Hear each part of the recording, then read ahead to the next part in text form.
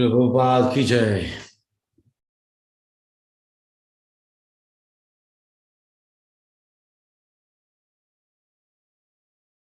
ಹರೇ ಕೃಷ್ಣ. ಎಲ್ಲರಿಗೂ ಸ್ವಾಗತ. ಶ್ರೀಮದ್ ಭಾಗವತಂ 3ನೇ ಸ್ಕಂದ 1ನೇ ಅಧ್ಯಾಯ ಶ್ಲೋಕ 43.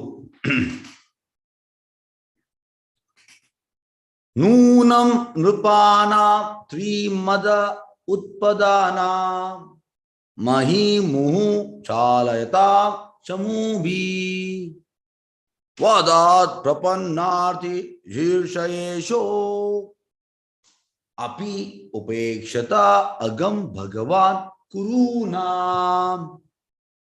अनुवाद ಮತ್ತು ಭಾವಾರ್ಥ ಸ್ವಾಮಿ ಶ್ರೀಲ ಪ್ರಭುಪಾದ ಕಿ ಜೈ. ಅವನು ಪರಮ ಪ್ರಭುವಾಗಿದ್ದು ದುಃಖಿಗಳ ಯಾತನೆಗಳು ನಿವಾರಿಸಲು ಸದಾ ಸಿದ್ಧನಾಗಿದ್ದಾನೆ. ಕುರುಗಳು ಎಲ್ಲ ಬಗೆಯ ಪಾಪಗಳನ್ನು ಮಾಡಿದರು. ಉಳಿದ ರಾಜರುಗಳು ತ್ರಿವಿಧ ಮಿಥ್ಯಾಗರ್ಭಗಳ ಪ್ರಭಾವದಲ್ಲಿ ತಮ್ಮ ಪ್ರಬಲ ಸೇನಾ ಚಲನವಲನಗಳಿಂದ ಭೂಮಿಯ ಮೇಲೆ ನಿರಂತರವಾಗಿ ಶೋಭೆಯನ್ನುಂಟು ಮಾಡುತ್ತಿರುವುದನ್ನು ಅವನು ಗಮನಿಸಿದನು. ಆದರೂ ಅವನು ಕೃಷ್ಣ ಕುರುಗಳನ್ನು ಕೊಲ್ಲದೆ ಸಹಿಸಿಕೊಂಡನು. ಎಸ್, ಇಲ್ಲಿ ಅಂತ ಸಹಿಸಿಕೊಳ್ಳುವಂಥದ್ದು ಇದು ಭಕ್ತನ ಆಸ್ತಿ. ಭಕ್ತನ ಆಸ್ತಿ. ತಿತೀಕ್ಷವ, ಕಾರುಣಿಕ, ಮಾತ್ರ ಸ್ಪರ್ಶ ಸುಖೌಂತೆಯ ಶೀತೋಷಣ ಸುಖ ದುಃಖದ ಆಗಮ ಆಪಾಯಿನು ನಿತ್ಯ ತಾನ್ ತಿತಿಕ್ಷುವ ಭಾರತ. ಟಾಲರೇಟ್ ಪ್ರಭು ಹೇಳ್ತಾರೆ, ಟಾಲರೇಟ್ ಮಾಡ್ಬೇಕಂದ್ರೆ ಟಾಲರೇಟ್ ಮಾಡ್ಬೇಕು, ಸಹಿಸುವುದನ್ನು ಕಲಿಬೇಕು. ನಾವು ಎಷ್ಟು ಸಹಿಸ್ತೇವೆ ಅಷ್ಟು ನಾವು ಭಕ್ತಿಯಲ್ಲಿ ಪ್ರೋಗ್ರೆಸ್ ಆಗ್ತೇವೆ, ಅಷ್ಟು ಪ್ರೋಗ್ರೆಸ್ ಆಗ್ತೇವೆ. ಇದಕ್ಕೆ ಉದಾಹರಣೆ ಯಾರು? ಹರಿದಾಸ್ ಠಾಕೂರ್. ಹರಿದಾಸ್ ಠಾಕೂರ್ಗೆ ಮಾರ್ಕೆಟ್ ಪ್ಲೇಸ್ ಅಲ್ಲಿ ರಾಜನ ಜನರು ಹೊಡಿತಾ ಇದ್ದಾರೆ. ಆದ್ರೆ ಅವರು ಪ್ರಾರ್ಥನೆ ಮಾಡುವಂಥದ್ದು, ಚೈತನ್ಯ ಮಹಾಪ್ರಭು ಅವರನ್ನು ಕ್ಷಮಿಸು,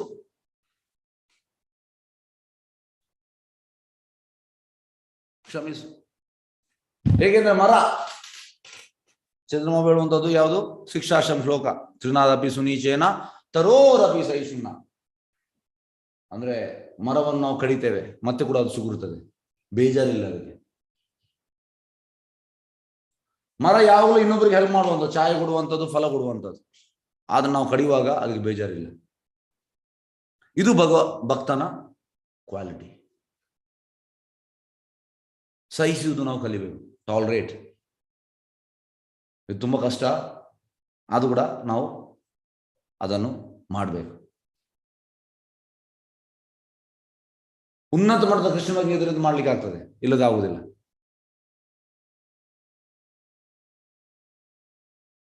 ಈಗ ಹಂಬಲ್ನೆಸ್, ಟಾಲರೇಟ್ ಅಂದ್ರೆ ಇಂಡೈರೆಕ್ಟ್ ಆಗಿ ನಾವು ತುಂಬಾ ನಮ್ರರಾಗಬೇಕು. ನಮ್ರತೆ ಬಂದ್ರೆ ಅದು ಕೂಡ ಆಗ್ತದೆ. ಯಾವುದು?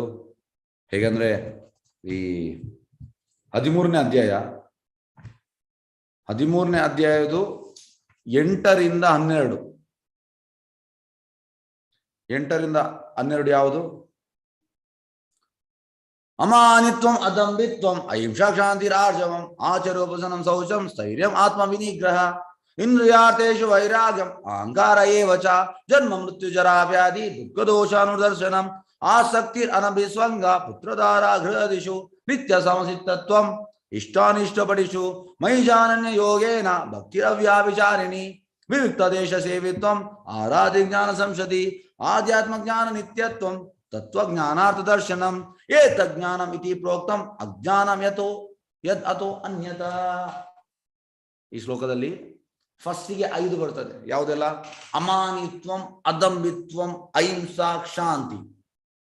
ಅಲ್ಲಿ ಶಾಂತಿ ಅಂದ್ರೆ ಇದೆ, ಸಹಿಸಿಕೊಳ್ಳುವಂಥ ಟಾಲರೆನ್ಸ್, ಮತ್ತೆ ಆರ್ಜವ. ಹೇಗೆಂದ್ರೆ ಈಗ ಅಮಾನಿತ್ವಂ, ಅದಂಬಿತ್ವಂ, ಅಹಿಂಸಾ, ಶಾಂತಿ, ಆರ್ಜವ ಆದ್ಮೇಲೆ ಮತ್ತೆ ಆಚಾರ್ಯ ಉಪಸನ. ನಿಮ್ಗೆ ಈ 5 ಗುಣಗಳು ಇದ್ರೆ, ಇದು ಯಾಕೆ ಫಸ್ಟ್ ಕೊಟ್ಟಿದ್ದಾರೆ, ಈ 5 ಗುಣಗಳು ಇರ್ಬೇಕಂತ ನಿಮ್ಗೆ ಬೋನಫೈಡ್ ಆಚಾರ್ಯರು ಸಿಗ್ತಾರೆ, ಗುರು. ನೆಕ್ಸ್ಟ್ ಬರುವಂತ ಗುರು, ಆಚಾರ್ಯ ಉಪಸನ ನೆಕ್ಸ್ಟ್. ಹಾಗೆ ಈ 5 ಕ್ವಾಲಿಟಿ ಇರ್ಬೇಕು. ಯಾವ್ದು? ಫಸ್ಟಿಗೆ ಅಮಾನಿತ್ವ ನಮ್ರತೆ, ಅದಮಿತ್ವಂ ಜಂಬವಿಲ್ಲದಿರುವುದು, ಅಹಿಂಸಾ ಅಂದ್ರೆ ಇನ್ನೊಬ್ಬರನ್ನು ನಾವು ಡಿಸ್ಟ್ರೆಸ್ಗೆ ಹಾಕುವುದಿಲ್ಲ, ಅದು ಅಹಿಂಸಾ ಅಂದ್ರೆ. ಮತ್ತೆ ಬರುವಂಥದ್ದು ಕ್ಷಾಂತಿ ಅಂದ್ರೆ ಸಹಿಸಿಕೊಳ್ಳುವ ಟಾಲರೆನ್ಸ್. ಮತ್ತೆ ಆರ್ಜವ ಸಿಂಪಲ್ ಆಗಿರುವಂಥದ್ದು, ಸಿಂಪಲ್ ಲಿವಿಂಗ್, ಹೈ ಥಿಂಕಿಂಗ್. ಹಾಗಾಗಿ ಇದು ಗುಣ, ಈ 5 ಗುಣ ಇದ್ರೆ ನಿಮಗೆ ಬೋನಫೈಡ್ ಆಚಾರ್ಯ ಸಿಗ್ತಾರೆ, ಬೋನಫೈಡ್ ಆಚಾರ್ಯ ಸಿಗ್ತಾರೆ. ಹಾಗಾಗಿ ಇದನ್ನು ನಾವು ಕಲ್ಟಿವೇಟ್ ಮಾಡಬೇಕು. ಸಹಿಸುವುದು ಹೇಗೆ?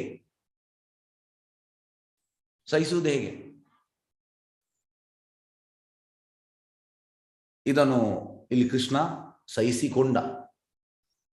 ಇಲ್ಲಿ ಕೃಷ್ಣನಿಗೆ ಎಂತ ಬೇಕಿದ್ದು ಮಾಡ್ಬೋದಿತ್ತು,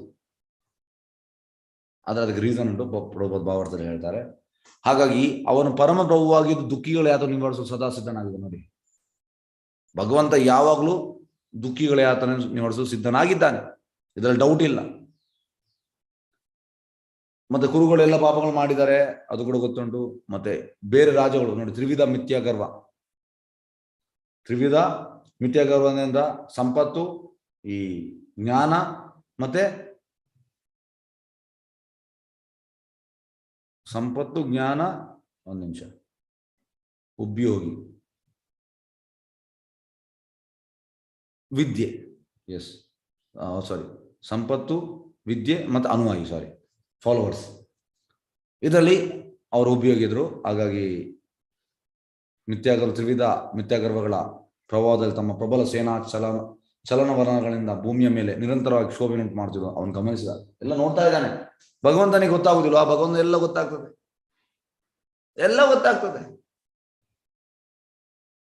ಆದರೂ ಭಗವಂತ ಸಹಿಸಿಕೊಂಡ. ಈಗ ನಾವು ಭಾವಾರ್ಥಕ್ಕೆ ಹೋಗುವ. ಭಾವಾರ್ಥ ಭಗವದ್ಗೀತೆಯಲ್ಲಿ ಘೋಷಿಸಿರುವಂತೆ ಭಗವಂತನು ದುಷ್ಟರನ್ನು ಸಂಹರಿಸುವ ಹಾಗೂ ಶಿಷ್ಟರನ್ನು ಸಂರಕ್ಷಿಸುವ ತನ್ನ ಅತ್ಯಗತ್ಯ ಕಾರ್ಯವನ್ನು ನಿರ್ವಹಿಸಲು ಮರ್ತ್ಯಲೋಕದಲ್ಲಿ ಆವಿರ್ಭವಿಸ್ತಾನೆ. ಪರಿತ್ರಾಣಾಯ ಸಾಧುನಾ ವಿನಾಶಾಯ ಚ ದುಷ್ಕೃತಾಂ ಧರ್ಮ ಸಂಸ್ಥಾಪನಾರ್ಥಾಯ ಸಂಭವಾಮಿ ಯುಗೆ ಯುಗೆ. ಭಗವದ್ಗೀತೆಯಲ್ಲಿ ಉಂಟು 4ನೇ ಅಧ್ಯಾಯದಲ್ಲಿ. ಆದರೆ ಭಗವಂತ ಬರುವಂಥದ್ದು ಮೈನ್ ಆಗಿ ಭಕ್ತರನ್ನು ರಕ್ಷಣೆ ಮಾಡಲಿಕ್ಕೆ, ದುಷ್ಟರನ್ನು ಸಾಯಿಸ್ಲಿಕ್ಕಲ್ಲ. ಹಾಗೆ ಬರುವಾಗ ಮಾಡ್ತಾನೆ, ಹಾಗೆ ಬರುವಾಗ ಎಂತ ಮಾಡ್ತಾನೆ, ಬರುವಂಥದ್ದು ಭಕ್ತರ ರಕ್ಷಣೆ ಮಾಡಲಿಕ್ಕೆ, ಆಗ ದುಷ್ಟರನ್ನು ಸಾಯಿಸ್ತಾನೆ. ಹೀಗೆ ಪ್ರಭುಪಾದ ಹೇಳ್ತಾರೆ, ನರಸಿಂಹ ಕಂಬದಲ್ಲಿ ಬಂದ ನಿಮಗೆಲ್ಲರಿಗೂ ಗೊತ್ತುಂಟು. ಇವ ಹೇಳಿದಕ್ಕೆ ಬಂದದಲ್ಲ, ಯಾರಿಗೆ? ಹಿರಣ್ಯಕಶಿಪು ಹೇಳಿದಕ್ಕೆ ಅಲ್ಲ, ಪ್ರಹ್ಲಾದ ಹೇಳಿದಕ್ಕೆ ಬಂದದ್ದು. ಈಗೆಲ್ಲ ಅಂದ್ರೆ ಪ್ರಭುಪಾದ ಒಂದು ಇಂಡೈರೆಕ್ಟ್ ಆಗಿ ಅಂತಂದ್ರೆ, ನಾವೀಗ ಹೇಳಿದ್ರೆ ಕಂಬದಿಂದ ಬಾ ಅಂತ ಬರುವುದಿಲ್ಲ, ಶುದ್ಧ ಭಕ್ತ ಹೇಳಿದ್ರೆ ಬರ್ತಾನೆ ಇಮಿಡಿಯೇಟ್. ಹಾಗಾಗಿ ಶುದ್ಧ ಭಕ್ತರ ಕರೆಗೆ ಬರುವಂಥದ್ದು, ಶುದ್ಧ ಭಕ್ತರ ಕರೆಗೆ. ಯಾಕೆಂದ್ರೆ ಪ್ರಭುಪಾದ ಹೇಳುವಂಥದ್ದು, ಈ ದುಷ್ಟರನ್ನು ನಾಶ ಮಾಡುವಂಥದ್ದು ಭಗವಂತನ ಅಂಡರ್ ಇರುವವರು. ಭಗವಂತ ಬೇರೆಯವರಿಗೆ ಎಸೈನ್ ಮಾಡ್ತಾನೆ ಈ ಕೆಲಸವನ್ನು, ಅವರೇ ಮಾಡ್ಬೋದಂತೆ. ಭಗವಂತನ ಅಸೋಸಿಯೇಟ್ಸ್ ಮಾಡ್ಬೋದು, ಭಗವಂತ ಮಾಡ್ಬೇಕಂತ ಇಲ್ಲ. ಅದು ಭಗವಂತ ಬರುವಂಥದ್ದು ಭಕ್ತರು ರಕ್ಷಣೆ ಮಾಡಲಿಕ್ಕೆ. ಈ ಕಾರ್ಯ ನಿಯೋಗವಿದ್ದು ಭಗವಾನ್ ಶ್ರೀಕೃಷ್ಣನು ಕುರುಗಳು ದ್ರೌಪದಿಗೆ ಮಾಡಿದ ಅವಮಾನವನ್ನು ಮತ್ತು ಪಾಂಡವರ ವಿರುದ್ಧ ಅವರು ಎಸಗಿದ ಅನ್ಯಾಯವನ್ನು ಮತ್ತು ಸ್ವತಃ ತನಗೆ ಮಾಡಿದ ಅವಮಾನ ಸಹಿಸಿಕೊಂಡು. ನೋಡಿ, ನಿಮ್ಗೆ ಹೇಗಂದ್ರೆ, ಈಗ ಭಕ್ತನಿಗೆ ಒಬ್ಬರು ಯಾರಾದ್ರೂ ಅವಮಾನ ಮಾಡ್ತಾರೆ, ಅವ ಅದನ್ನು ಸಹಿಸಿಕೊಂಡ್ರೆ ಅವ ಮತ್ತೆ ಕೂಡ ಚಂದ ಆಗೋದಂತೆ ಭಕ್ತಿಯಲ್ಲಿ. ಅಂದ್ರೆ ಎಷ್ಟು ನಾವು ಸಹಿಸ್ತೇವೆ ಅಷ್ಟು ನಾವು ಭಕ್ತಿಯಲ್ಲಿ ಪ್ರೋಗ್ರೆಸ್ ಆಗುವಂಥದ್ದು. ಸಹಿಸುವುದನ್ನು ನಾವು ಕಲಿಬೇಕು, ಸಹಿಷ್ಣುತೆ, ಟಾಲರೆನ್ಸ್. ಹಾಗೆ ಇಲ್ಲ ಎಂತೆಲ್ಲ ಮಾಡಿದ್ರು ಇವರು? ಶ್ರೀಕೃಷ್ಣನ ಕುರುಗಳ ದ್ರೌಪದಿಗೆ ಮಾಡಿದ ಅವಮಾನ ಅದನ್ನು ಸಹಿಸಿದ, ಪಾಂಡವರ ವಿರುದ್ಧ ಎಸಗಿದ ಅನ್ಯಾಯ ಅದನ್ನು ಸಹಿಸಿದ, ಸ್ವತಃ ತನಗೆ ಅವಮಾನ ಮಾಡಿದ ಅದನ್ನು ಕೂಡ ಸಹಿಸಿದ. ನೋಡಿ, ಭಗವಂತ ದೇವದ ಪುರುಷ. ಭಗವಂತನ ಈ ರೀತಿ ಸಹಿಸುವಾಗ ನಾವು ಭಗವಂತನ ನಾವು ಫಾಲೋ ಮಾಡಬೇಕು. ಅನುಕರಣೆ ಅಲ್ಲ, ಅನುಸರಣೆ. ಭಗವಂತ ಮಾಡಿದಾಗಲ್ಲ. ಆದ್ರೆ ಯಾಕೆಂದ್ರೆ ಭಗವಂತ ಮತ್ತೆ ಎಲ್ಲರೂ ನಾಶ ಮಾಡಿ, ನಮ್ಗೆ ಎಲ್ಲರೂ ನಾಶ ಮಾಡ್ಲಿಕ್ಕೆ ಆಗುದಿಲ್ಲ. ಅದು ನಮಗೆ ಭಗವಂತ ಮಾಡಿದನ್ನು ಆ ಸಹಿಷ್ಣುತೆ ನಾವು ಕಲಿಬಹುದು. ಅವನು ಏಕೆ ತನಗೆ ತಿಳಿಯುವಂತೆ ನಡೆದ ಇಂಥ ಅನ್ಯಾಯ ಮತ್ತು ಅವಮಾನಗಳನ್ನು ಸಹಿಸಿದ? ಯಾಕೆ ಯಾಕೆ ಅದನ್ನು ಸಹಿಸಿದವ? ಅವನೇಕೆ ಕೂಡಲೇ ಕುರುಗಳನ್ನು ದಂಡಿಸಲಿಲ್ಲ? ಇಮ್ಮಿಡಿಯೇಟ್ ಕೊಲ್ಬೋದಿತ್ತು ಅವನಿಗೆ. ಯಾಕಂದ್ರೆ ದೇವತಂಬರುಂಶ, ಅವನಿಗೆ ಯಾರನ್ನು ಕಾಯ್ಬೇಕಂತಿಲ್ಲ. ಇನ್ನು ಪ್ರಶ್ನಿಸಬಹುದು. ಕುರುಗಳು ಎಲ್ಲರ ಸಮ್ಮುಖದಲ್ಲಿ ದ್ರೌಪದಿಯ ವಸ್ತ್ರಾಪಹರಣ ಮಾಡಲು ಪ್ರಯತ್ನಿಸುವ ಮೂಲಕ ಅವಳನ್ನು ಅವಮಾನಿಸಿದರಾದರೂ ಭಗವಂತ ಅಕ್ಷಯ ವಸ್ತ್ರವನ್ನು ಪೂರೈಸಿ ದ್ರೌಪದಿಯನ್ನು ರಕ್ಷಿಸಿದ. ಭಗವಂತ ಮಾಡಿದ, ವಸ್ತ್ರವನ್ನು ಪ್ರೊವೈಡ್ ಮಾಡಿದ, ಪೂರೈಸಿದ. ಆದರೆ ಅವಮಾನ ಮಾಡಿದ ಪಕ್ಷವನ್ನು ತಕ್ಷಣ ದಂಡಿಸಲಿಲ್ಲ, ಇಮಿಡಿಯೇಟ್ ದಂಡಿಸಲಿಲ್ಲ. ಈಗ ತುಂಬಾ ಮಂದಿ ಹೇಳ್ತಾರೆ, ಒಬ್ಬರು ನನಗೆ ಹೇಳಿದ್ರು, ಪ್ರಭುಜಿ ನಾನು ಭಕ್ತಿ ಮಾಡ್ತಾ ಇದ್ದೇನೆ, ಆದ್ರೆ ನಾನು ಈಗ ಕೂಡ ಸಮಸ್ಯೆಯಲ್ಲಿದ್ದೇನೆ. ನನ್ನ ಎದುರು ಒಬ್ರು ಇದ್ದಾರೆ ಮನೆಯವರು, ಅವ್ರು ಏನು ಭಕ್ತಿ ಮಾಡ್ತಾ ಇಲ್ಲ, ತುಂಬಾ ಹಣ ಇದೆ, ತುಂಬಾ ಇದರಲ್ಲಿ ಇದ್ದಾರೆ, ಯಾಕೆ ಇದು ಕೇಳ್ತಾರೆ ಜನರು ಹೆಚ್ಚಾಗಿ. ಜನರಿಗೆ ಅಂತಂದ್ರೆ ಹಣವೇ ಎಲ್ಲವಂತ ಎಣಿಸಿದ್ದಾರೆ. ತಪ್ಪು ಅದು. ಹಣವೇ ಎಲ್ಲ ಅಲ್ಲ. ಹಣವೇ ಎಲ್ಲ ಅಲ್ಲ. ಯಾಕೆಂದ್ರೆ ತುಂಬಾ ಹಣ ಇದ್ದವರಿದ್ದಾರೆ, ನೀವು ಹೋಗಿ ಕೇಳಿ ಅವ್ರಿಗೆ ಹ್ಯಾಪಿನೆಸ್ ಉಂಟ? ಇಲ್ಲ. ಹಣ ಹ್ಯಾಪಿನೆಸ್ ತರಲಿಕ್ಕೆ ಆಗುದಿಲ್ಲ. ಹ್ಯಾಪಿನೆಸ್, ಖುಷಿ ತರುವಂಥದ್ದು ಕೃಷ್ಣ ಪ್ರಜ್ಞೆ. ಇರ್ರಿಲೆವೆಂಟ್ ಹಣ ಆಸಕ್ತಿಯೇ ಬರುವುದಿಲ್ಲ. ಹೇಗೆಂದ್ರೆ ಪ್ರೋಗ್ರೆಸಿಂಗ್ ಇನ್ ಕೃಷ್ಣ ಕಾನ್ಶಿಯಸ್ನೆಸ್ ಮೀನ್ಸ್ ಡಿಟ್ಯಾಚ್ಮೆಂಟ್. ಎಂತಂದ್ರೆ ಈ ನಮ್ಗೆ ಹಣ ಇದರಲ್ಲೆಲ್ಲ ಡಿಟ್ಯಾಚ್ ಆಗ್ಬೇಕು, ಆಸಕ್ತಿ ಬರಬಾರ್ದು. ಬರುವುದೇ ಇಲ್ಲ. ಯಾಕೆಂದ್ರೆ ಹಣ ನಮ್ಗೆ ಖುಷಿಯನ್ನು ತಂದುಕೊಡ್ಲಿಕ್ಕೆ ಆಗುವುದಿಲ್ಲ. ಹಣವನ್ನು ನಾವು ನಮ್ಮ ಸ್ವಂತ ಇದಕ್ಕೆ ಯೂಸ್ ಮಾಡಿದ್ರೆ ಅದ್ರಲ್ಲಿ ದುಃಖ. ಅದೇ ಹಣವನ್ನು ನಾವು ಭಗವಂತನ ಸೇವೆ ಯೂಸ್ ಮಾಡಿದ್ರೆ ಅದು ಸುಖ. ಹೇಗೆಂದ್ರೆ ನೋಡಿ, ನಾವು ಹೇಗಂದ್ರೆ ಸುಮ್ಮನೆ ಹೇಳುವುದಲ್ಲ, ಇದನ್ನು ನಾವು ಮಾಡಿದ್ದೇವೆ, ಮಾಡಿ ನಮ್ಗೆ ಅದು ಗೊತ್ತಾಗಿದೆ. ಈಗ ನಾನು ಕೂಡ ದುಡಿತಾ ಇದ್ದೆ, ನಾನು ಭಗವಂತನಿಗೆ ಕೊಡ್ತಾ ಇದ್ದೆ. ಹಾಗೆ ಭಗವಂತನಿಗೆ ಕೊಡುವುದರಿಂದ ಎಂತ? ಅದರ ಹ್ಯಾಪಿನೆಸ್ ಅನ್ಲಿಮಿಟೆಡ್. ಅದೇ ನಾವು ನಮ್ಮ ಹೇಗಂದ್ರೆ ನಮ್ಮ ಸ್ವಂತಕ್ಕೆ ನಾವು ಯೂಸ್ ಮಾಡುವಾಗ ಅಲ್ಲಿ ಹ್ಯಾಪಿನೆಸ್ ಬರ್ತಾ ಇರಲಿಲ್ಲ. ನಾವು ನಮ್ಗೆ ಅದು ಸಾಕಾಗುವುದಿಲ್ಲ. ಇನ್ನು ಇದು ಹಾಗೆಲ್ಲ totally bliss, unlimited happiness. Krishnaraj Kaviraj Goswami ಕೂಡ ಹೇಳುವಂಥದ್ದು, ಆತ್ಮೇಂದ್ರಿಯ ತೃಪ್ತಿವಾಂಚಕರೇ ಕಾಮ್, ಕೃಷ್ಣೇಂದ್ರಿಯ ತೃಪ್ತಿವಾಂಚಕರೇ ಪ್ರೇಮ್. ಅಂದ್ರೆ ನಮ್ಮ ಸ್ವಂತ ಇದಕ್ಕೆ ನಾವು ಯೂಸ್ ಮಾಡೋದು ಕಾಮ, ನಾವು ಯಾವಾಗ ಭಗವಂತನ ಸೇವೆಗೆ ಯೂಸ್ ಮಾಡೋದು ಪ್ರೇಮ. ಹಾಗಾಗಿ ಹಣ ನಮಗೆ ಸಂತೋಷ ತಂದು ಕೊಡ್ಲಿಕ್ಕೆ ಆಗುದಿಲ್ಲ. ತುಂಬಾ ಮಂದಿ ಇದ್ದಾರೆ, ಎಷ್ಟು ಹಣ ಇದ್ದವರು. ನೋಡಿ, ಈಗ ಇದು ಎಕ್ಸಾಂಪಲ್ ಪ್ರಬೋಧ ಹೇಳುವಂಥದ್ದು. ಪ್ರಬೋಧ ಓಪನ್ ಚಾಲೆಂಜ್ ಮಾಡಿದ್ರು. ಎಸ್, ಪ್ರಬೋಧ ಎಂತ ಇದೆ ಅಂದ್ರೆ ಅಮೆರಿಕದಲ್ಲಿ ಪ್ರಬೋಧ ಹೇಳುವಂಥದ್ದು ಶಿಷ್ಯರ ಹತ್ರ, America is a developed country, but why suicide is happening? Why people are not happy? Why they will go from they will go to 100th floor and they will jump?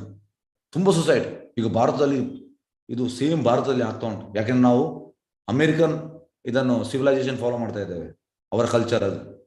ದಿವಸದಲ್ಲಿ 370 suicide ಆಗ್ತಾ ಉಂಟು.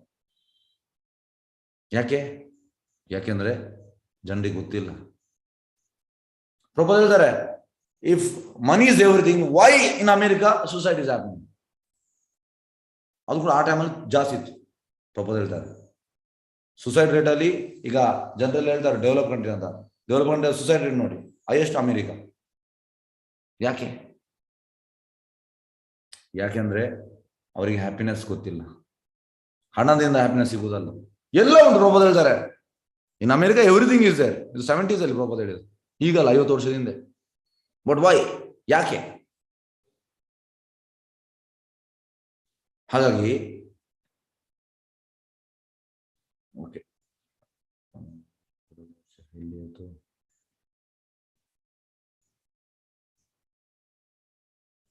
Okay, S. ಭಗವಂತನು ಮೌನವಾಗಿದ್ದು ಕುರುಗಳು ಅಪರಾಧ ಕ್ಷಮಿಸಿದ ಎಂದು ಅರ್ಥವಲ್ಲ. ಹಣ, ವಿದ್ಯೆ ಮತ್ತು ಅನ್ವಯಗಳು ಎಂಬ ತ್ರಿವಿಧ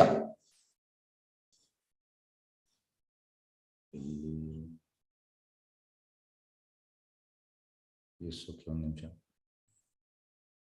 ಭಗವಾನ್ ಶ್ರೀಕೃಷ್ಣ ಕುರುಗಳ ದ್ರೌಪದಿಗೆ ಮಾಡಿದ ಅವಮಾನ, ಪಾಂಡವರ ವಿರುದ್ಧ ಅನ್ಯಾಯವನ್ನು ಮತ್ತು ಸ್ವತಃ ತನಗೆ ಮಾಡಿದ ಅವಮಾನ ಸಹಿಸಿಕೊಂಡ. ಎಸ್, ಭಗವಂತ ಅವನು ಏಕೆ ತನಗೆ ತಿಳಿಯುವಂತೆ ನಡೆದ ಇಂಥ ಅನ್ಯಾಯ ಮತ್ತು ಅವನು ಸಹಿಸಿದ. ಯಾಕೆ ಸಹಿಸಿದ? ಅವನೇಕೆ ಕೂಡಲೇ ಕುರುಗಳನ್ನು ದಂಡಿಸಿರಲಿಲ್ಲ, ಏಕೆ ದಂಡಿಸಲಿಲ್ಲ ಎಂದು ಪ್ರಶ್ನೆ ಬರ್ಬೋದು. ಕುರುಗಳು ಎಲ್ಲರ ಸಮ್ಮುಖದಲ್ಲಿ ದ್ರೌಪದಿ ವಸ್ತ್ರವನ್ನ ಮಾಡಲು ಪ್ರಯತ್ನಿಸುವ ಮೂಲಕ ಅವಳನ್ನು ಅವಮಾನಿಸಿದಾದರೂ ಭಗವಂತ ಅಕ್ಷಯ ವಸ್ತ್ರ ಪೂರೈಸಿ ದ್ರೌಪದಿಯನ್ನು ರಕ್ಷಿಸಿದ, ಇದು ಗೊತ್ತುಂಟು. ಆದರೆ ಅವಮಾನ ಮಾಡಿದ ಪಕ್ಷವನ್ನು ತಕ್ಷಣ ದಂಡಿಸಿದ, ಇಮಿಡಿಯೇಟ್ ದಂಡನೆ ಮಾಡಲಿಲ್ಲ ಭಗವಂತ. ಭಗವಂತನು ಮೌನವಾಗಿದ್ದು ಕುರುಗಳ ಅಪರಾಧವನ್ನು ಕ್ಷಮಿಸಿದನು ಎಂದು ಅರ್ಥವಲ್ಲ ನೋಡಿ, ಅಲ್ಲ. ಈಗ ಬರುವಂಥದ್ದು ಹಣ, ವಿದ್ಯೆ ಮತ್ತು ಅನುಯಾಯಿ. ಹೇಗೆಂದ್ರೆ ಸಕ್ಸಸ್ ಅಂದ್ರೆ ಜನರು ಎಂತ ಹೇಳಿದ್ರೆ, ಎಸ್, ನನ್ನ ಮಗನನ್ನು ನಾನು MD ಮಾಡಬೇಕು, ನನ್ನ ಮಗನನ್ನು ನಾನು ಇಂಜಿನಿಯರ್ ಮಾಡಬೇಕು, ನನ್ನ ಮಗನನ್ನು ನಾನು IAS ಮಾಡಬೇಕು, ಇದು ಸಕ್ಸಸ್. ಮತ್ತೆ ತುಂಬಾ ಹಣ ಮಾಡಬೇಕು, ಇದು ಸಕ್ಸಸ್ ಅಲ್ಲ ಸರ್, ಇದು ಅಲ್ಲ. ಎಂತ ಹೇಳ್ತಾರೆ ಕುಂತಿಮಾರಾಣಿ ಹೇಳುವಂಥದ್ದು, ಜನ್ಮೈಶ್ವರ್ಯ ಶ್ರುತ ಶ್ರೀಬಿ ಏದಮಾನ ಮದಾಪಮಾನ. ಮದ ಬರ್ತದಂತೆ, ಒಳ್ಳೆ ಜನ್ಮ ಅಂದ್ರೆ ಬ್ರಾಹ್ಮಣ ಫ್ಯಾಮಿಲಿ, ಮದ ಬರ್ತದೆ. ಜನ್ಮ ಐಶ್ವರ್ಯ ಅಂದ್ರೆ ಫುಲ್ಲು ಮನೆಯಲ್ಲಿ ಹುಟ್ಟುವಾಗಲೇ ಬಂಗಾರ ತಟ್ಟೆಯಲ್ಲಿ ಊಟ ಮಾಡುವಂಥದ್ದು, ಅಷ್ಟು ಸಂಪತ್ತು ಮನೆಯಲ್ಲಿ. ಜನ್ಮ ಐಶ್ವರ್ಯ. ಶ್ರುತ ಒಳ್ಳೆ ವಿದ್ಯೆ. ಎಸ್, ನಾನು, ನನ್ನ ಮಗಳು MD, ನನ್ನ ಮಗಳು CA, ನನ್ನ ಮಗ ಇಂಜಿನಿಯರ್, ನನ್ನ ಮಗ IAS. ಎಷ್ಟು ನಾವು ಪ್ರಭು ಹೇಳುವಂಥದ್ದು, ಎಷ್ಟು ನಾವು ಜಾಸ್ತಿ ಕಲಿತೇವೆ ಅಷ್ಟು ನಾವು ದೇವರನ್ನು ದೂರ ಆಗುವಂಥದ್ದು. ಅದು ಕ್ಯಾಲ್ಕುಲೇಷನ್ ಉಂಟು ಇಂಗ್ಲೆಂಡ್ನಲ್ಲಿ ಪ್ರಭು ಹೇಳುವಂಥದ್ದು. ಅಂದ್ರೆ ಕಡಿಮೆ ಕಲ್ತವ ಜಾಸ್ತಿ ಭಗವಂತನ ಮೇಲೆ ನಂಬಿಕೆ ಉಂಟು, ಜಾಸ್ತಿ ಕಲ್ತವ ಪರ್ಸೆಂಟೇಜ್ ಕಡಿಮೆ ಆಗುತ್ತಾ ಬರುವಂಥದ್ದು. ಯಾಕೆಂದ್ರೆ ಅಹಂಕಾರ ಬರ್ತದೆ. ಅಹಂಕಾರ ವಿಮೂಢ ಆತ್ಮ ಕರ್ತಾಮೇತಿ ಮನ್ಯತೆ, ಇದು ಬರ್ತದೆ. ಹಾಗಾಗಿ ಹಣ, ವಿದ್ಯೆ ಮತ್ತು ಅನುಯಾಯಿ, ಫಾಲೋವರ್ಸ್ ಎಂಬ ತ್ರಿವಿಧ ಗರ್ಭಗಳಿಂದ ಬೀಗೂತ ನಮ್ಮ ಸೈನಿಕ ಬಲದಿಂದ ಭೂಮಿಯ ಮೇಲೆ ಸತತವಾಗಿ ಕ್ಷೋಭೆಯನ್ನು ಮಾಡುವ ಇನ್ನೂ ಅನೇಕ ರಾಜರಿದ್ದಾರೆ, ತುಂಬಾ ರಾಜರಿದ್ದಾರೆ. ಈ ಮೂರು, ಹಣ, ವಿದ್ಯೆ ಮತ್ತು ಅನುಯಾಯಿ, ಫಾಲೋವರ್ಸ್, ಅವರೆಲ್ಲರನ್ನು ಕುರುಕ್ಷೇತ್ರ ರಣಾಂಗಣದಲ್ಲಿ ಒಟ್ಟುಗೂಡಿಸಿ ತನ್ನ ಹತ್ಯಾಕಾಂಡವನ್ನು ಸಂಕ್ಷಿಪ್ತಗೊಳಿಸಿ ಏಕಕಾಲ ಕೊಲ್ಲಲು ಭಗವಂತ ಕಾಯುತ್ತಾನೆ. ಭಗವಂತ ಪ್ಲಾನ್ ಅಂತಂದ್ರೆ ಎಲ್ಲರನ್ನೂ ಒಟ್ಟಿಗೆ ಫಿನಿಶ್ ಮಾಡುವ, ಎಲ್ಲ. ಅದಕ್ಕೆ ಭಗವಂತ ಕಾಯ್ತಾ ಇದ್ದ. ಇಲ್ಲದೆ ಇಮಿಡಿಯೇಟ್ ಅವನು ದಂಡಿಸಬಹುದಿತ್ತು ಕೌರವರನ್ನು, ಇಮಿಡಿಯೇಟ್ ಮಾಡಲಿಲ್ಲ. ದೈವಹೀನ ರಾಜರು ಅಥವಾ ರಾಜ್ಯಗಳ ಪ್ರಮುಖರು ಐಕ ಸಂಪತ್ತು, ಶಿಕ್ಷಣ ಮತ್ತು ಜನಸಂಖ್ಯಾ ಬಲಗಳ ಅಭಿವೃದ್ಧಿಯಿಂದ ಹುಬ್ಬಿಯೋಗಿ ಮುಗ್ಧ ಜನತೆಗೆ ತೊಂದರೆ ಉಂಟು ಮಾಡಲು ತಮ್ಮ ಸೈನ್ಯ ಬಲವನ್ನು ಉತ್ಪಾದಿಸುವರು. ನೋಡಿ, ಈಗದು ಅಟ್ ಪ್ರೆಸೆಂಟ್ ಯಾವುದೇ ದೇಶ ಇರಲಿ ಇದೇ ಮಾಡುವಂಥದ್ದು. ದೈವಹೀನ ರಾಜರು, ದೇವರ ಮೇಲೆ ನಂಬಿಕೆ ಇಲ್ಲ,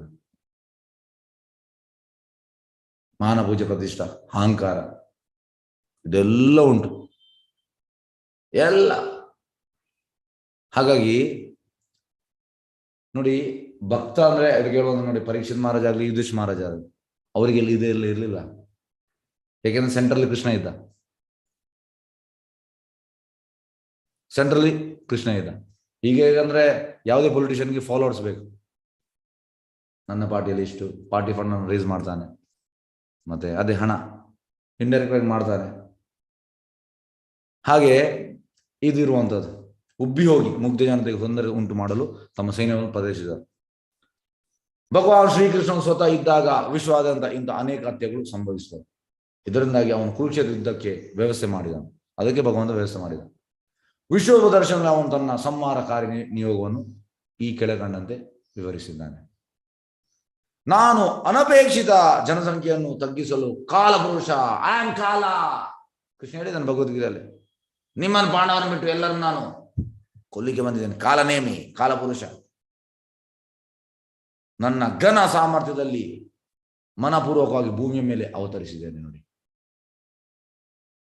ಹೇಗೆಂದ್ರೆ ಪ್ರಭುಪಾದ ಹೇಳುವಂತ ಎಕ್ಸಾಂಪಲ್, ಈಗ ಭಕ್ತ ಕೂಡ ಸಾಯ್ತಾನೆ, ಆ ಭಕ್ತ ಕೂಡ ಸಾಯ್ತಾನೆ, ಎರಡು ಒಂದೇ ಅಲ್ಲ. ಯಾಕೆಂದ್ರೆ ಈ ಬೆಕ್ಕು ಎಂತ ಮಾಡ್ತದೆ, ಮರಿಬೆಕ್ಕನ್ನು ಬಾಯಿಯಲ್ಲಿ ಹೀಗೆ ಹಾಕಿಕೊಂಡು ಹೋಗ್ತದೆ, ಆದ್ರೆ ಕೊಂಡೋಗಿ ಅಲ್ಲಿ ಇಡ್ತದೆ, ಮತ್ತೆ ಅದನ್ನು ಅದರ ಮೈಯೆಲ್ಲ ನಗ್ತದೆ. ಅದೇ ಯಾರು ಆ ಬೆಕ್ಕು ಇಲಿಯನ್ನು ಎಂತ ಮಾಡ್ತದೆ, ಕಚ್ಚಕಂತ ಸಾಯಿಸ್ತದೆ. ಅದೇ ರೀತಿ ಇಲ್ಲಿ ಕಾಲಪುರುಷ ಎಲ್ಲರನ್ನು ಸಾಯಿಸಲಿಕ್ಕೆ ಬಂದಿದ್ದಾನೆ. ಇಬ್ಬರು ಕೂಡ ಸಾಯ್ತಾರೆ, ಆದ್ರೆ ಭಕ್ತನನ್ನು ಹೇಗೆ ಕೊಂಡೋಗುವಂಥದ್ದು, ಆ ಮರಿ ಬೆಕ್ಕನ್ನು ಹೇಗೆ ಕೊಂಡೋಗ್ತಾರೆ ಆ ರೀತಿ ಕೊಂಡೋಗ್ತಾನೆ ಭಗವಂತ. ಅದೇ ಅಭಕ್ತರನ್ನು ಇಲಿಯನ್ನು ಹೇಗೆ ಸಾಯಿಸ್ತದೆ ಆ ರೀತಿ. ಹಾಗಾಗಿ ಎರಡು ಒಂದೇ ಅಲ್ಲ. ಪಾಂಡವರೇ, ನೀವು ಹೊರತಾಗಿ ಇಲ್ಲಿ ಸಮಾವೇಶಗೊಂಡಿರುವ ಎಲ್ಲರನ್ನು ನಾನು ಮುಗಿಸಿ ಬಿಡುತ್ತೇನೆ ನೋಡಿ. ಪಾಂಡವರೇ, ನಿಮ್ಮನ್ನು ಬಿಟ್ಟು ಎಲ್ಲರೂ ಇಲ್ಲಿ ನಾಶವಾಗ್ತಾರೆ. ಎಲ್ಲರೂ, ಅವ ಎಂಥದಿರಲಿ, MD ಇರಲಿ, IAS ಇರಲಿ, ಇನ್ನೊಬ್ಬ ಇರಲಿ, CA ಇರಲಿ, ಇಂಜಿನಿಯರ್ ಇರಲಿ, ಎಲ್ಲರೂ, ಪೊಲಿಟಿಷಿಯನ್ ಇದೆ, ಎಲ್ಲರೂ ಭಗವಂತನ ಬಾಯಿಗೆ ಸಿಕ್ಕಿ ಬಿದ್ರೆ ಹೋಯ್ತವ್ರು ಪುಡಿ. ಭಕ್ತ ಮಾತ್ರ ಇಲ್ಲ, ನೀವು ಪಾಲ್ಗೊಳ್ಳದಿದ್ದರೂ ಈ ಸಂಹಾರ ಕಾರ್ಯವು ನಡೆಯುತ್ತದೆ ಅಂತ ಹೇಳ್ತಾನೆ. ಈಗ ನೀನು ಮಾಡದಿದ್ರು ಕೂಡ ಅವರನ್ನು ಸಾಯಿಸೋ ನಾನು ಫಿಕ್ಸ್ ಆಗಿದೆ. ಈಗ ಕೆಲವರು ನಾನು ಮಾಡಿದ್ರು, ಒಮ್ಮೆ ಎಂತಾಯ್ತಂದ್ರೆ ಒಬ್ಬ ಭಕ್ತ ಪ್ರಭುಪಾದದು ಹೇಳುವಂಥದ್ದು, ಪ್ರಭುಪಾದ ನಾನು 5 ವರ್ಷ ಸೇವೆ ಮಾಡಿದೆ, 5 ವರ್ಷ ದೇವಸ್ಥಾನ ಸೇವೆ ಮಾಡಿದೆ. ಪ್ರಭುಪಾದ ಹೇಳುವಂಥದ್ದು, ಎಸ್ 5 ವರ್ಷ ಸೇವೆ ಮಾಡಿದ್ಯಾ, ಓಕೆ, ಎಸ್ ನಾನೀಗ ಹೋಗ್ತಾ ಇದ್ದೇನೆ. ಪ್ರಭುಪಾದ ಹೇಳ್ತಾರೆ, ಓಕೆ 5 ವರ್ಷ ಸೇವೆ ಮಾಡಿದ್ಯಾ, ಇದು ನಿನ್ನ ಭಾಗ್ಯ, ಈಗ ನೀನು ಸೇವೆ ಬಿಟ್ಟು ಹೋಗ್ತಾ ಇದೀಯ. ನೀನಿಲ್ಲದ ಭಗವಂತ ಇನ್ನೊಬ್ಬ ಇದ್ದಾನೆ, ಅದು ನಿನಗೆ ಸಿಕ್ಕಿದ, ಅದು ನಿನ್ನ ಭಾಗ್ಯ. ಹೇಗಂದ್ರೆ ನೋಡಿ, ಈಗ ನಮ್ಮ ಟೆಂಪಲ್ ಅಲ್ಲಿ ಈಗ ಕಳೆದ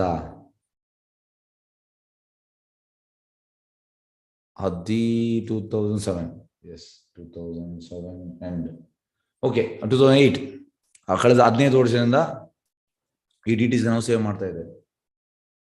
ಹೇಗಂದ್ರೆ ನಾವು ಇಲ್ಲದೆ ಇನ್ನೊಬ್ರು ಇದ್ದಾರೆ, ಭಗವಂತ ಯಾರನ್ನು ಕೂಡ ಕರಿಬಹುದು. ಹಾಗೆ ನಾನು ಸೇವೆ ಮಾಡಿದೆ ಅಂತ ನಾನು ಸೇವೆ ಮಾಡಿದೆ, ಅದು ಅಹಂಕಾರ. ಅದೇ ರೀತಿ ಭಗವಂತ ಹೇಳುವಂತ ನೋಡಿ, ನೀನು ಪಾಲ್ಗೊಳ್ಳದಿದ್ದರೆ ಈ ಸಂಹಾರ ಕಾರ್ಯ ನಡೆಯುತ್ತದೆ. ನಡೆಯುವುದಿಲ್ವಾ, ಸೇವೆ ನಿಲ್ಲುವುದಿಲ್ಲ. ಭಗವಂತನ ಸೇವೆ, ಭಗವಂತ ಇನ್ನೊಬ್ಬನನ್ನು ಕಲಿಸ್ತಾನೆ, ಆದ್ರೆ ನನಗೆ ಸಿಕ್ಕಿದ್ದು ಇನ್ನು ಭಾಗ್ಯ. ಹೇಗೆಂದ್ರೆ ನಾವು ಈ ಸೇವೆಗೆ ನಾವು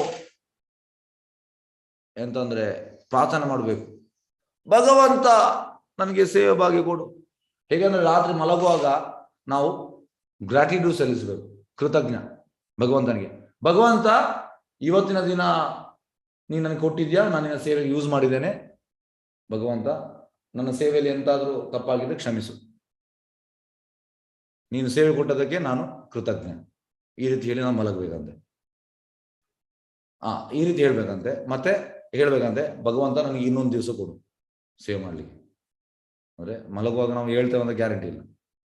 ಹಾಗೆ ಈ ರೀತಿ ಹೇಳ್ಬೇಕಂತ, ಎಸ್ ನನಗೆ ಇನ್ನೊಂದು ದಿವಸ ಕೊಡು ಸೇವೆ ಮಾಡ್ಲಿಕ್ಕೆ, ನಾನು ಮಲಗ್ಲಿಕ್ಕೆ ಹೋಗ್ತಾ ಇದ್ದೇನೆ, ಭಗವಂತ ನನಗೆ ಇನ್ನೊಂದು ದಿವಸ ಕೊಡು. ಮತ್ತೆ ಬೆಳಿಗ್ಗೆ ಎದ್ದ ಕೂಡಲೇ, ಭಗವಂತ ನನಗೆ ಈ ದಿವಸ ಕೊಟ್ಟಿದ್ಯಾ, ಈ ದಿವಸ ನಾನು ಪೂರ್ತಿ ನಿನ್ನ ಸೇವೆಗೆ ಯೂಸ್ ಮಾಡ್ತೇನೆ. ಇದು ನಮ್ಮ ಪ್ರಾರ್ಥನೆ. ಆದ್ರೆ ನಾವು ಯಾವ್ದ್ಯಾವ ಸೇವೆಯಲ್ಲಿ ಇದ್ದೇವೆ, ನಾವು ಟ್ರ್ಯಾಪ್ ಆಗಿಬಿಟ್ಟಿದ್ದೇವೆ ಒಳಗೊಳಗೆ.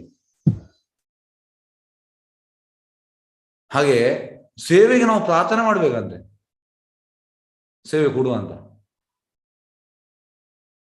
ಎಂತಂದ್ರೆ it should come from the core of the art. ಈಗ ನೋಡಿ, ಈಗ ಹೇಗಂದ್ರೆ ಈಗ ನಾವು ಮಾಡುವಂಥದ್ದು ಭಕ್ತಿ ಯೋಗ ಅಲ್ಲ, ನಾವು ಮಾಡುವಂಥದ್ದು ಮಿಕ್ಸ್, ಸ್ವಲ್ಪ ಭಕ್ತಿ ಕರ್ಮ ಇದೆಲ್ಲ ಮಿಕ್ಸ್ ಉಂಟು. ಯಾಕೆಂದ್ರೆ ಭಕ್ತಿ ಯೋಗದಲ್ಲಿ ಹೇಗೆ ಅಂದ್ರೆ ಒಳಗೆ ಭಗವಂತ ಹೇಳಿಕೊಡ್ತಾನೆ ಎಂತ ಮಾಡ್ಬೇಕು, ಏನ್ ಮಾಡ್ಬೇಕು. ಈಗ ನಾವು ಈಗ ಕುಕಿಂಗ್ ಹೋಗ್ತೇವೆ, ಎಸ್ ನಮ್ಗೆ ಯಾವ್ದು ಇಷ್ಟ ಉಂಟು ಅದನ್ನು ಮಾಡ್ತೇವೆ, ಭಗವಂತ ಕೊಡ್ತೇವೆ. ಆದ್ರೆ ಭಗವಂತ ಅವನ ಇಷ್ಟದ್ದು ಹೇಳ್ತಾನೆ. ಈಗ ಗೋಸ್ವಾಮಿಗಳಿಗೆ ಭಗವಂತ ಹೇಳ್ತಾ ಇದ್ದ, ರೂಪ ಗೋಸ್ವಾಮಿ ಹೇಳಿದ್ರು ನೀನು ಸಬ್ಜಿ ಮಾಡು ಹೇಳ್ತಾನೆ ಭಗವಂತ. ಮತ್ತೆ ಅದಕ್ಕೆ ಎಷ್ಟು ನೀನು ಇದು ಹಾಕ್ಬೇಕು, ಮೆಣಸು ಎಷ್ಟು ಹಾಕ್ಬೇಕು, ಎಷ್ಟು ಉಪ್ಪು ಹಾಕ್ಬೇಕು, ಎಷ್ಟು ಹುಳಿ ಹಾಕ್ಬೇಕು, ಭಗವಂತ ಗೈಡ್ ಮಾಡ್ತಾನೆ. ಹಾಗಾಗಿ ನಾವು ಸೇವೆ ಮಾಡೋದು, ನಾವು ಸೇವೆ ಮಾಡ್ಲಿಕ್ಕೆ ನಾವು ಬೇಡಬೇಕು. ಸೇವೆ ಸುಲಭ ಸಿಗುವುದಿಲ್ಲ. ಎಸ್ ಕೃಷ್ಣ ನಮ್ಗೆ ಸೇವೆ ಕೊಡು ಕೊಡು ಕೊಡು, ಓ ರಾಧಾರಾಣಿ ನೀನು ಸೇವೆ ಮಾಡ್ತಾ ಇದೀಯಾ, ನನಗೆ ಸೇವೆ ಭಾಗ್ಯ ಕೊಡು.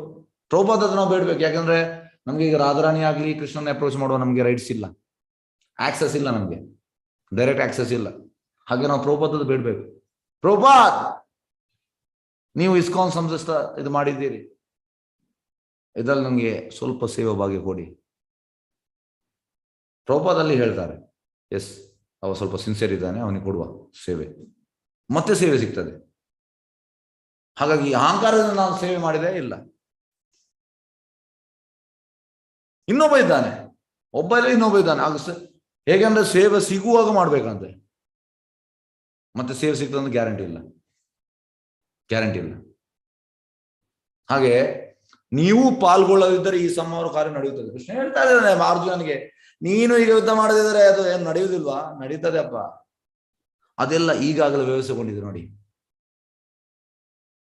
ಎಲ್ಲರೂ ನನ್ನಿಂದ ಆತರ ಆಗುವವರು, ಎಲ್ಲರೂ ಸಾಯ್ತಾರೆ. ಎಲೆ ಸವ್ಯಸಾಚಿ, ನೀನು ಜಸ್ಟ್ ನಿಮಿತ್ತ ಮಾತ್ರ. ನೀನು ಯುದ್ಧದ ವೀರನೆಂದು ಖ್ಯಾತ ನಾಮನಾಗಲು ಬಯಸಿದಲ್ಲಿ ಹಾಗೂ ತನ್ಮೂಲಕ ಯುದ್ಧದ ಲಾಭ ಪಡೆಯಲು ಇಚ್ಛಿಸಿದಲ್ಲಿ ಈ ಕ್ಷಣ ಈ ಸಂಹಾರ ಕಾರ್ಯದ ಕಾರಣನಾಗಿ ಅದರ ಕೀರ್ತಿಯನ್ನು ಲಾಭವನ್ನು ಪಡೆದು.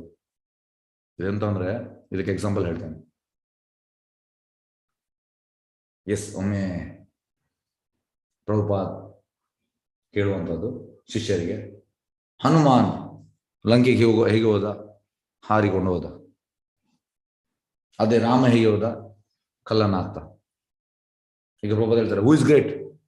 Hanuman is great, Rama is great. Prabhupad ಶಿಷ್ಯರಿಗೆ ಎಂತ ಹೇಳ್ಬೇಕಂತ ಗೊತ್ತಾಗಲಿಲ್ಲ. ಮತ್ತೆ ಚೈತನ್ಯ ಮಹಾಪ್ರಭು 1,00,000 ನಾಮ ಹೇಳ್ತಾ ಇದ್ರು, ಅದು ಹರಿದಾಸ್ ಠಾಕೂರ್ 3,00,000 ನಾಮ. ಪ್ರಭುಪಾದ್ ಹೇಳ್ತಾರೆ ಹೂ ಇಸ್ ಗ್ರೇಟ್? ಕನ್ಫ್ಯೂಷನ್ ಆಯ್ತು, ಶಿಷ್ಯರಿಗೆ ಕನ್ಫ್ಯೂಷನ್ ಆಯ್ತು, ಎಂತ ಹೇಳ್ಬೇಕಂತ ಆಗಲಿಲ್ಲ. ಅದು ಪ್ರಭುಪಾದ್ ಹೇಳ್ತಾರೆ, ಚೈತನ್ಯ ಮಹಾಪ್ರಭು ಭಾರತದಲ್ಲಿ ಪ್ರಚಾರ ಮಾಡಿದ್ರು, ಪೃಥ್ವಿತ್ಯಾಚ ನಗರದಿ ಗ್ರಾಮ ಹೇಳಿದ್ದಾರೆ. ಆದ್ರೆ ಅದು ನನಗೆ ನಾನು ಮಾಡಿದೆ, ಪೃಥ್ವಿರಾಜ ನಗರ ಇಡೀ ವಿಶ್ವದ ನಾನು ಮಾಡಿದೆ. ಆಗ ಪ್ರಭುಪಾದ್ ನಗಡಿದ್ರು. ಇದು ಇಷ್ಟು ಹೇಳಿ ಪ್ರಭುಪಾದ್ ನಗಡಿದ್ರು. ಮತ್ತೆ ಪ್ರಭುಪಾದ್ ಹೇಳ್ತಾರೆ, ಕೃಷ್ಣ ಎಂಪವರ್ಸ್ ಈಸ್ ಡಿವೋಟಿ. ಎಂತ? ಕೃಷ್ಣ ಎಂಪವರ್ ಮಾಡುವಂಥದ್ದು, ಭಕ್ತರಿಗೆ ಅವನಿಗಿಂತ ಜಾಸ್ತಿ ಶಕ್ತಿ ಕೊಡ್ತಾನೆ. ಅದೇ ರೀತಿ ಇಲ್ಲಿ ಕೂಡ ಎಲೆ ಸಭ್ಯಸ ನೀನು ಯುದ್ಧದ ವೀರನೆಂದು ಖ್ಯಾತನಾಮವಾಗಲು, ಭಗವಂತನಿಗೆ ಭಕ್ತ ಶುದ್ಧ ಭಕ್ತ ಗ್ಲೋರಿಫೈ ಆಗ್ಬೇಕು. ಇದು ಕೃಷ್ಣನ ಇಚ್ಛೆ, ಕೃಷ್ಣನ ಇಚ್ಛೆ ಇದು.